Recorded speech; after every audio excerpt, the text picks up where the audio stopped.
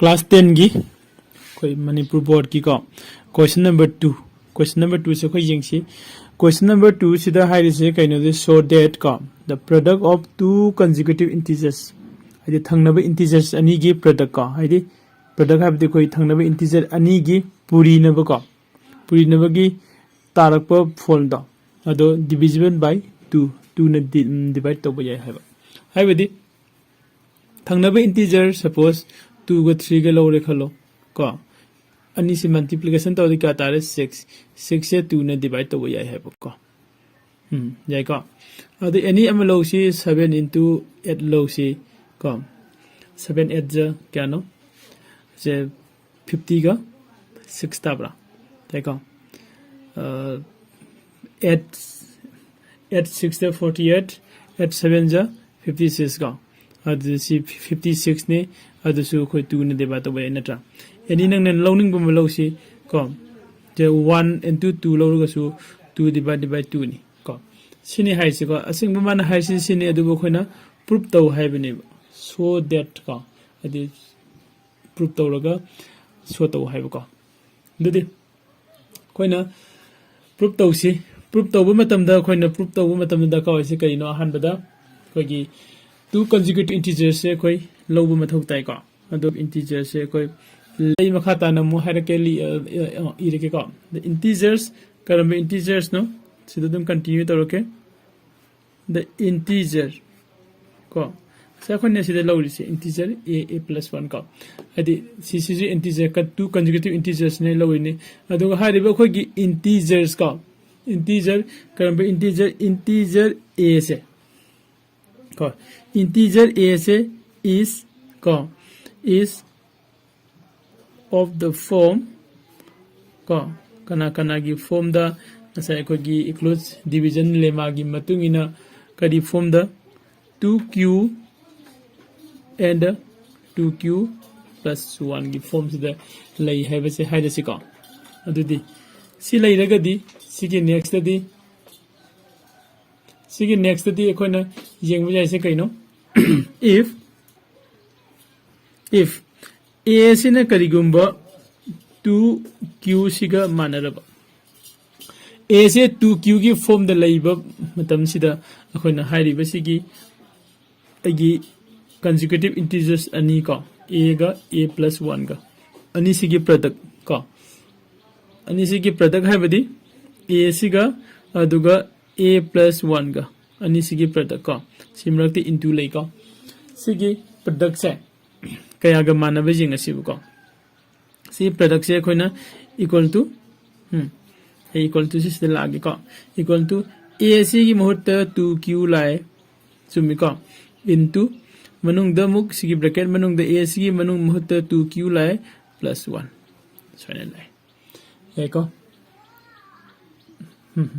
adidi sigi lairiba form sidi ko khoi jing sigi hoji lairiba form se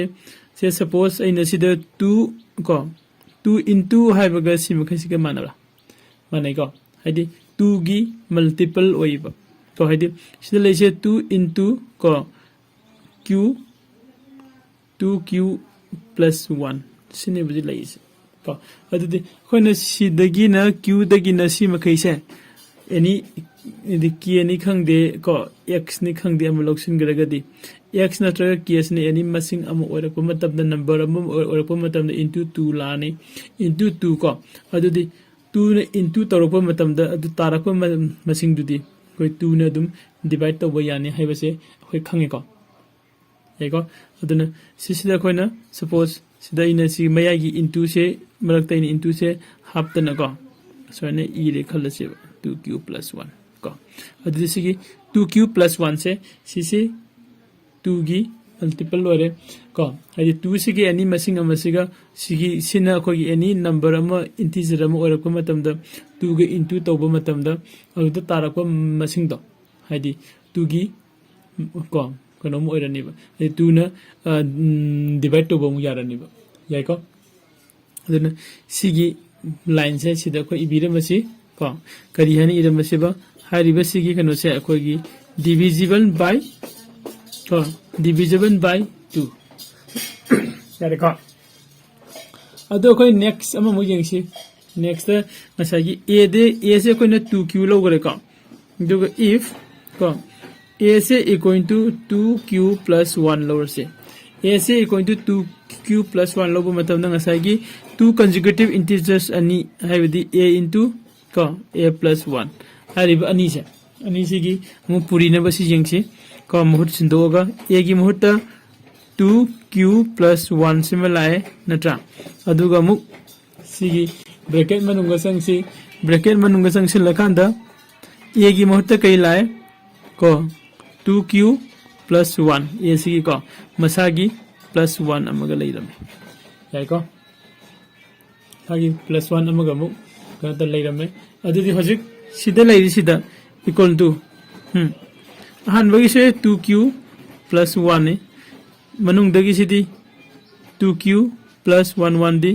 2 तारे को अदुदी Django किता इंखलके को खोना सिदा लासे को हानबई से 2q plus 1 सिमा ताजरे को सिदागी 2 कमन लथोक पयाई खोय को 2 कमन लथोक से 2 को q plus 1 चुमब्रा चुम्मी को अदुदी खोना मो सिदा इक्वल टू सिगी 2 से ममांग न पुथोरासी 2 into kana kana कोई से 2q को plus 1 सिगी 2q plus 1 से को अदुगी मतुंग द q plus 1 ओके सिसु 2 into हने लाय को सिदा 2 into हरगा सिगी मसिंग सिने लैरिसि सि मसिंग सि एनी इंटीजर्स समो ओरक प याय को q गी महत्ता 1 लौप 2 लौप 3 लौप मतमदा को सिदगी लाइब मसिंग से 2 into हने सुन लाय को अदुनो कोने सिसे लास्ट तक पी याई से करी है यारे डिविजिबल बाय 2 को सिसु डिविजिबल बाय 2 ओरे अदुगा सिसु डिविजिबल बाय 2 ओरे को साइन तौरगा खोना लास्ट की कोई कंक्लूजन पी से कंक्लूजन द खोना है याई से हेंस हाइगरा को देयरफॉर हाइगरा को दो आई हेंस हाइगे को hence natraga 10 gumba hairse ko hence the product of masai ko gi other question da hagi bedo sidai se the product of two consecutive integers is division by 2 sesim isin biro yare ko duga the layer se hence ko the product of ko two consecutive integers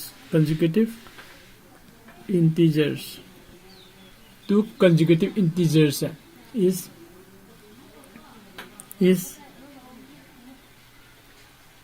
divisible by